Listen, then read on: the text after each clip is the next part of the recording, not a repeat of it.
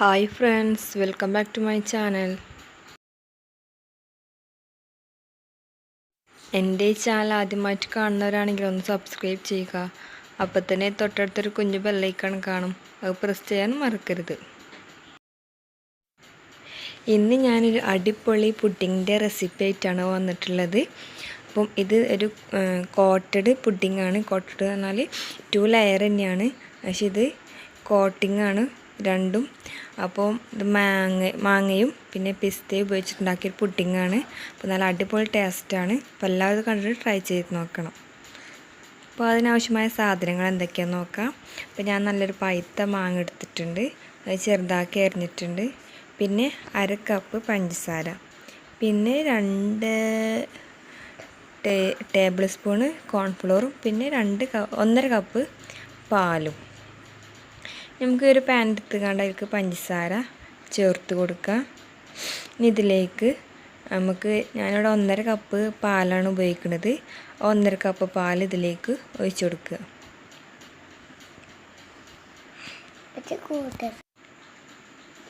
ഇനി ഇതിൽ നിന്ന് കുറച്ച് നമുക്ക് ഈ പാലിന് എടുത്തേക്കണം. കാരണം വെച്ചാൽ കോൺഫ്ലവർ ഇതൊന്ന് മിക്സ് ചെയ്തെടുക്കണം കേട്ടോ. അപ്പം ഞാൻ ഈ ഒരു 1/2 കപ്പ് പാലിന് കുറച്ച് ഈ കോൺഫ്ലവർക്ക് ഒഴിച്ച് കൊടുക്കുന്നുണ്ട്.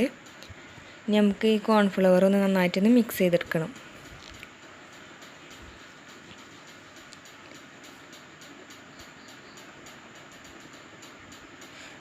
അപ്പോൾ നന്നായിട്ട് മിക്സ് ആയിട്ടുണ്ട്. നമുക്കിത് ഈ പാനിലേക്ക് ഒഴിച്ച് കൊടുക്കുക.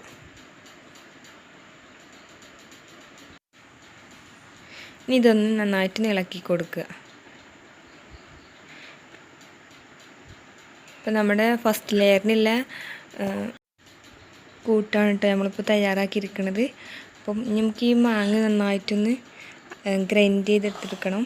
അപ്പോൾ അതിനുവേണ്ടി ഞാൻ മിക്സിൻ്റെ ചെറിയ ജാർ എടുത്തിട്ടുണ്ട്. നമുക്ക് നന്നായിട്ടൊന്ന് ഗ്രൈൻഡ് ചെയ്തെടുക്കാം. ഈ ഒരു പരുവത്തിൽ ഞാൻ ഗ്രൈൻഡ് ചെയ്ത് എടുത്തിട്ടുണ്ട്. ഇനി നമുക്കിതൊന്ന് നന്നായി ചൂടാക്കിയെടുക്കണം. അപ്പോൾ അതിന് വേണ്ടി ഞാൻ വേറൊരു പാൻ എടുത്തേക്കണ്. നമുക്കിതിലേക്കിത് ചേർത്ത് കൊടുത്ത് നന്നായി ചൂടാക്കിയെടുക്കണം കേട്ടോ. ഇത്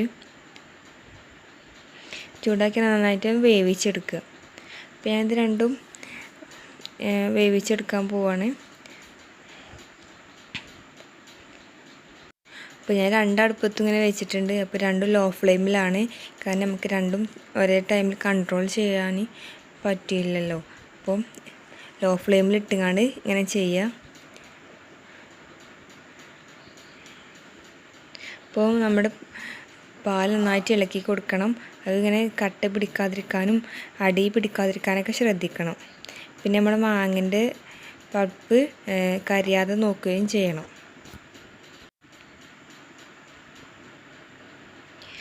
അപ്പോൾ നമുക്ക് ഈ പാൽ നന്നായിട്ട് തുടർച്ചയായിട്ട് ഇങ്ങനെ ഇളക്കി കൊടുക്കുക കേട്ടോ, അല്ലെങ്കിൽ ഇത് കട്ട പിടിച്ച് പോവും. പിന്നെ പെട്ടെന്ന് കോൺഫ്ലവറൊക്കെ ആയതുകൊണ്ട് പെട്ടെന്ന് കട്ട പിടിക്കാൻ സാധ്യതയുണ്ട്. അപ്പോൾ ഇത് കുറച്ചൊന്ന് തിളച്ച് വരുമ്പോൾ നമുക്കിതിലേക്ക് മാങ്ങല്ലേ, ആ വേവിച്ചെടുത്ത മാങ്ങേൻ്റെ ഇതിലേക്ക് ചേർത്ത് കൊടുത്ത് നന്നായിട്ടൊന്ന് മിക്സ് ചെയ്തെടുക്കുക. അപ്പോൾ ഈ പാലിൽ നന്നായിട്ട് അലിയുന്നത് വരെ നന്നായിട്ടൊന്ന് മിക്സ് ചെയ്തെടുക്കുക. നമുക്ക് വേണമെങ്കിൽ ഒരു വിസ്കോ ഫോർക്കോ എന്ത് വേണമെങ്കിലും ഉപയോഗിച്ചാൽ നന്നായിട്ടൊന്ന് മിക്സ് ചെയ്തെടുക്കണം. കണ്ടോ, ഈ ഒരു പരുവത്തിൽ ഞാൻ നന്നായിട്ട് മിക്സ് ചെയ്തെടുത്തിട്ടുണ്ട്. നമുക്ക് നന്നായിട്ടൊന്ന് ലോ ഫ്ലെയിമിലോ ഹൈ ഫ്ലെയിമിലൊക്കെ ഇട്ടാണ് നന്നായിട്ടൊന്ന് ഇത് നന്നായി തിക്കായി വരുന്നവരെ ഒന്ന് ഇളക്കി ചേർക്കണം.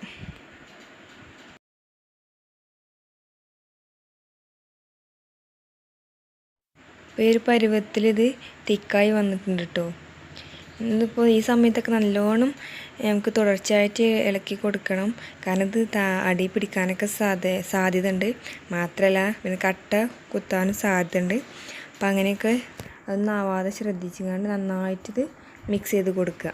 നന്നായിട്ട് മിക്സ് ചെയ്ത് കൊടുക്കുക എല്ലായിടത്തും. അപ്പോൾ നമ്മുടെ ഈ ഒരു ഫസ്റ്റ് ലെയറിനുള്ള കൂട്ടിവിടെ റെഡി ആയിട്ടുണ്ട്.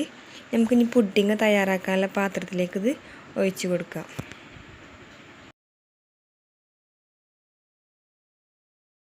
ഞാൻ ഫസ്റ്റ് ലെയർ ഇതിൽ ഒഴിച്ച് കൊടുത്തിട്ടുണ്ട്. ഇപ്പോൾ ഈ പാത്രം ഫുള്ളാവരുത് കേട്ടോ.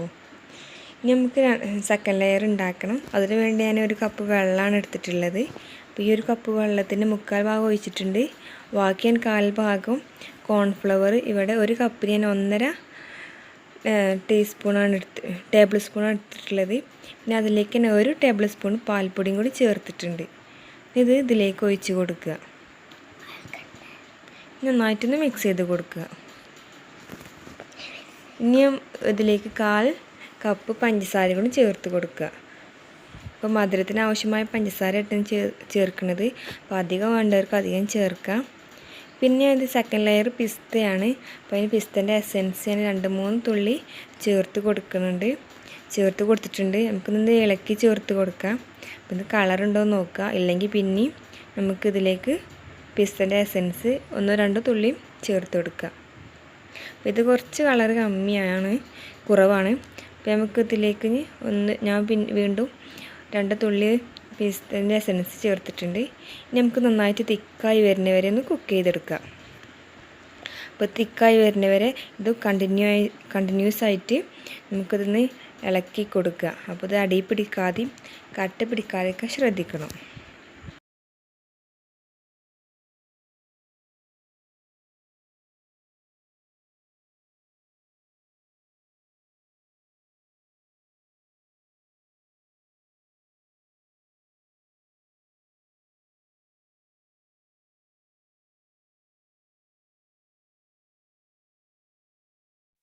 അപ്പോൾ നമ്മുടെ രണ്ടാമത്തെ ലെയറും ഇവിടെ റെഡി ആയിട്ടുണ്ട്. അപ്പോൾ ഈ ഒരു പരുവത്തിലായിട്ട് നമുക്ക് കിട്ടേണ്ടത് ഈ ഒരു കൺസിസ്റ്റൻസിയാണ് നമുക്ക് വേണ്ടത്. ഇതിലേക്ക് നമ്മൾ ഫസ്റ്റ് ലെയറിലേക്ക് ഇതൊന്ന് ഒഴിച്ച് കൊടുക്കുക.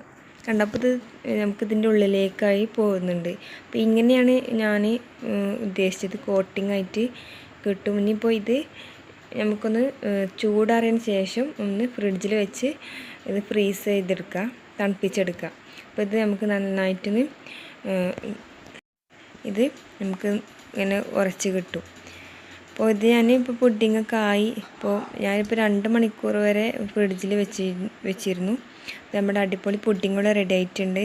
അപ്പോൾ ഈ പുഡിങ് എന്ന് പറയുന്നത് സെൻറ്ററിലാണ്, നമ്മളിത് കട്ട് ചെയ്യുമ്പോൾ സെൻറ്ററിലാണ് പിസ്ത വരിക. പിന്നെ അതിന് കോട്ട് ചെയ്തുകൊണ്ടാണ് മാങ്ങൻ്റെ ലെയർ വരുന്നത്. നമുക്കിനി ഇത് കട്ട് ചെയ്തൊക്കെ മുറിച്ചെടുക്കാം.